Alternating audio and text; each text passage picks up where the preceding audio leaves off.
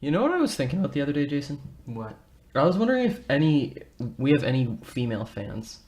We shouldn't really even call them fans. But I mean fans in an ironic sense. I wonder if any girls listen to this. Because I don't think they do. That would be... Part of me really hopes that they don't. That would make me a little bit sweaty if they did. Yeah, same. Not in like a gross way, just in like a nervous way. Not in a gross way? No. Well, I mean, it's kind of gross because sweat is gross. Sweat is a little gross. Yeah. Anyway, hey everybody. Bet you didn't expect to see us back so soon. Hello again. Psych. This is going to be just a quick mini episode. We're going to try and keep this as short as humanly possible. Somewhere around less than 20 minutes, hopefully, or around 20 minutes. Yeah, I don't have that many thoughts. I was thinking like 10, 15 minutes. That's the idea. We were just thinking about trying to be with the times and be cool like all the rest of you. And as all of you obviously know, Kendrick Lamar has dropped 2 singles this past week. And Jason and I are both massive fans, not necessarily of Kendrick Lamar, but of To Pimp a Butterfly, his last album. And I know I've got Good Kid, Mad City on order, and I'm going to listen to it so I can be cool and not a typical white guy like the rest of them. But we're going to get together and discuss his 2 singles, The Heart Part 4 and Humble, which just dropped yesterday. And, yesterday when we're recording this. This will be going up tomorrow, so 2 days ago. And we're just going to kind of banter back and forth on it off the cuff. So, Jason, what were your thoughts on his first released single, The Heart Part 4? I really liked it. I've listened to it, I think, like 4 times now. I think it's a really interesting progression for his sound. I appreciate that he switches up his beats and the tone 3 times, I think, throughout the song. I think so, yeah. Which feels like the perfect amount. It's not like too much just for the sake of like novelty, but it kind of keeps you guessing and keeps your ears eager. It keeps you more attentive. Yeah, it keeps you more attentive. I thought his writing was interesting. I thought he had a lot of interesting stuff to say. Like all Kendrick Lamar music, I think it's gonna take me like months and months to really figure out what I even think the song's about. Not because it's overly cryptic or vague, but just because there are a lot of layers to it. Mm-hmm. Overall, though, it makes me really excited for April 7th, which is when his new album's almost definitely going to come out. And I think it's a really interesting way to move his existing sound forward, but it doesn't seem like just a rinse and repeat either. No, it definitely doesn't, and that was one thing that definitely heartened me a little bit. When I heard the song for the first time, I thought, okay, this is not a smash hit single. This is not the best song on the album, but it's an indicator of what he's striving for and a kind of a palette of this upcoming project he's got going.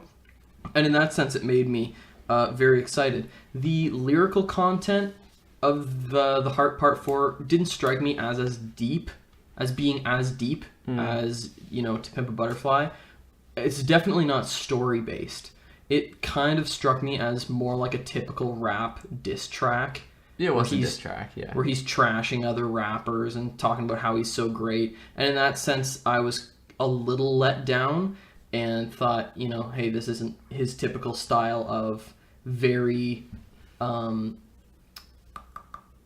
conceptual-based sort of stuff. I loved the mix-up in the sounds, like you said. There's one part where he disses Trump. Yeah. And it felt kind of inserted to me. Low-hanging. Like, it's low, but then at the same time, I'm thinking, like, Pink Floyd dissed Margaret Thatcher. Yeah. And then nobody hated that. I mean, I'm sure somebody did, but it's not that I'm a Trump supporter, as you know, in any sense, but I just, like you said, I feel like it's low-hanging fruit. It's not interesting to hear people trash talk the president. We all know that, he's a bit of a goon, and it's just not interesting to hear somebody restate that. It's not an artist statement at this point. Not at all. The song though does have a classically excellent vocal by Kendrick Lamar, and I feel like this song was definitely released with the intention of being the preamble to Humble. And I also think like how you were talking about the writing, the difficulty is, as a fan of To Pimp a Butterfly, and I've been listening to a lot of that album recently in anticipation for his new album, is the songs in isolation don't have nearly as much depth as when they're together. So I'd be interested to see how this might play off the other songs of the album, or maybe it's just a leading single. I'm getting the idea that this new album will be a lot more about the rap industry itself. Yeah. Also, I should say, because this is really like off the cuff, like we just decided we were going to do this half an hour ago or something. I have never listened to The Heart Part 1, 2, or 3 like at all. I was like, I don't even know if they're real things. Look them up. They are. So that's my ignorance on display. What are they? What do you mean? Like they were tracks that he previously released. On which? The Untitled Unmastered? I didn't know that. The Hard Part 3, I think, was on Good Kid, Mad City, and then 1 and 2 were before previous singles. Oh, really? Yeah. Wow. Okay. Dropping some knowledge here, Jason. I would like to throw out that I'm totally ignorant about those, and I feel like we can't talk really authoritatively about this track because, like, you wouldn't.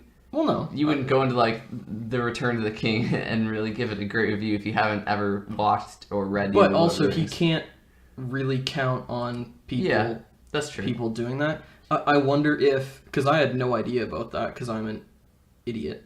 I wonder if they're kind of like diary entries, musical diary entries. Then if you can talk for a bit while I look them up. If it's called The Heart Part 1, Part 2, Part 3, Part 4, it sounds kind of like he might be documenting. Oh, jeez, documenting. Holy Moses! Hey, everybody, it's Grant here. I'm sorry. That's all there is to it. So then discuss, what did you think of Humble? Humble being the second track. It's not as kind of ghostly sounding as The Heart Part 4. It comes in with this kind of scorching piano loop and a pretty thudding beat, I thought, that kind of sticks with you for the entire song. Not a change up in sight. Definitely less interesting musically. Very much. And the chorus got really repetitive for me.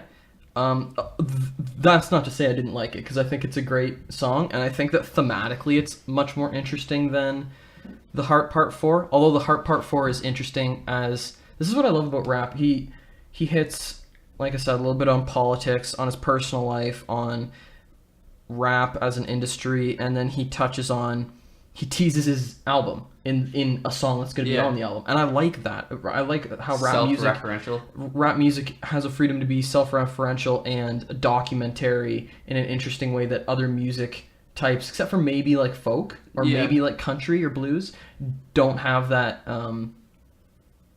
facet to them, I guess. The music video to it, did you watch the music video? Yes. It's beautifully shot, isn't it?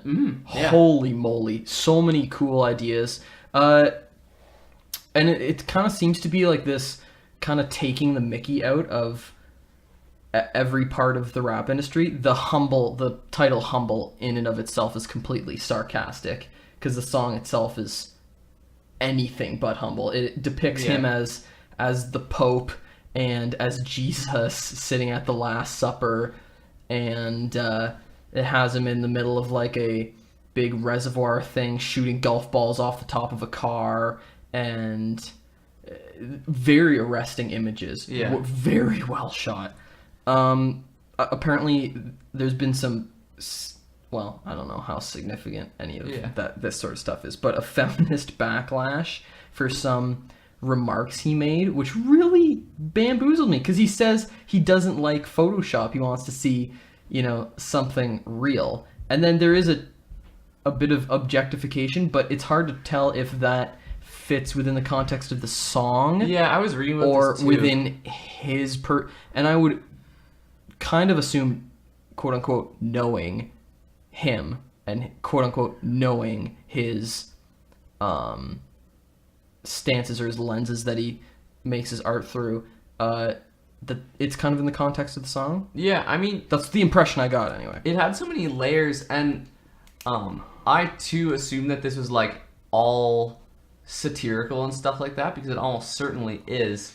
But at the same time, I was like, you know what? I could see how you could think this was in poor taste. Yep. I'm not saying he did it in poor taste, but I just think that there's a way to do this a little bit more subtly almost, and I guess the whole point of it was to be not subtle. Oh yeah. It definitely reminds me of like several songs I've written, like Scatter Soul or The Villain, where it's a very satirical, overblown, theatrical version of yourself. Yeah. You know? And so that's what I got the impression that it was. I actually thought, listening to the song a few more times, I've heard it sing like 3-4 times. Yeah. I actually thought that it was fairly uninteresting. I would say that the Heart Part 4 sits roughly average or a little bit below the average song onto Pimp a Butterfly, which is very high praise. Very, yeah. The Heart Part 4, I would say, would be like right at the bottom, which is still pretty good, but... No, you're talking about Humble now. Humble sorry, right yeah. at the bottom. Yeah. Humble would be... Heart Part 4 is better than Humble. Yeah, which I do agree with, though I think I like it a little bit more than you do. Yeah, I thought it was good, but I don't know, like... I thought it was more interesting lyrically and conceptually than the Heart Part 4. I think the Heart Part 4 is much better musically. Yeah. If you combine the two, then we'd be in business, right? But I like the writing on the Heart Part 4 better, too.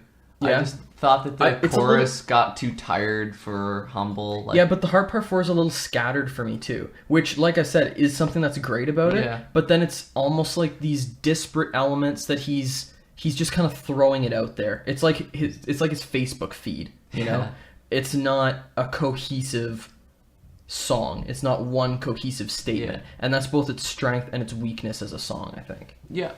Overall, though, I would say Humble is one of my least favorite songs I've heard, because I've heard a bit of Good Kid, Mad City as well, and I think I like that better. It's still not bad by any means, but I would be disappointed if it were the tone for the album. I was hoping that he was going to stick a little bit more with the live band sound that he had on Butterfly with the jazz inflected stuff, because that was my word. And I feel like the Heart Part 4 was an interesting progression on that, like a play off of that. Yep, and that's why I think it's very successful as a follow-up to his song.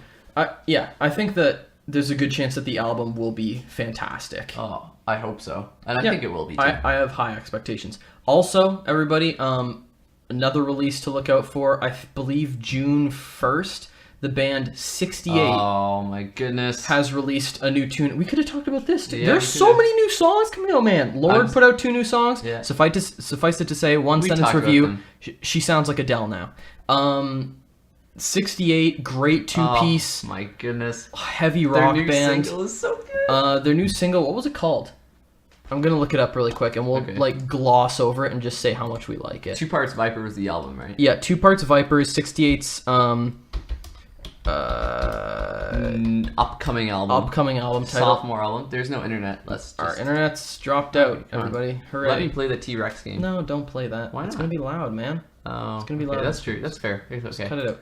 But I think is that it? Those are all my thoughts. Anyway, the new 68 song, the name of which we can't remember, and I'll try and include it in the video now at 13:30, is really, really good. Yeah. And it's like Rage Against the Machine meets the White Stripes.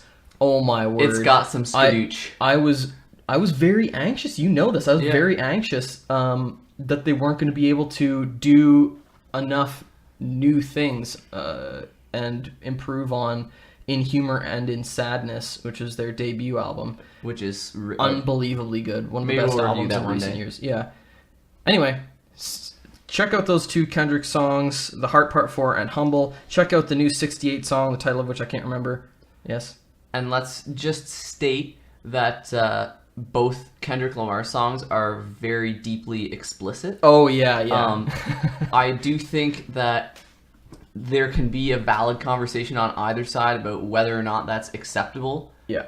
Me, personally, I kind of take it as part of the genre, but I still don't necessarily condone it either or really agree with it. It's something that you have to be prepared to accept and look past if you want to find deeper meaning in the rap genre. Oh, yeah. But at the same time, I think if that's a barrier to you, I totally understand that. And to an extent, it still is for me. So, like... Yeah, we're not gonna... Both the songs are extremely, like, not... But we should also say, if that's something you have an issue with, maybe take a listen to one or both of the songs, and then we can have that conversation. And I'd be really interested to hear some people's thoughts and to banter on that a little bit. Because I do think there's a meaningful reason why it should be included too. Yep.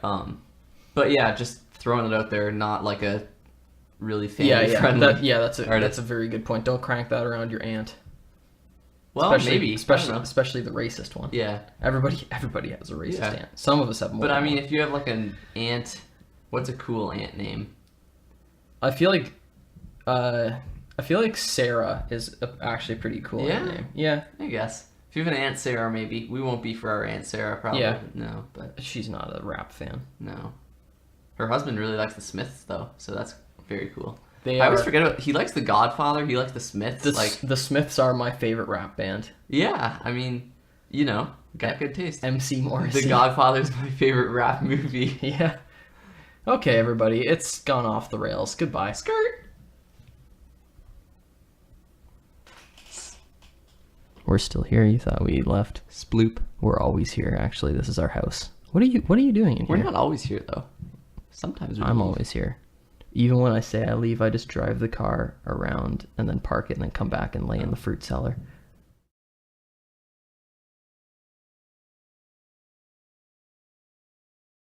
You know what I was thinking about the other day, Jason?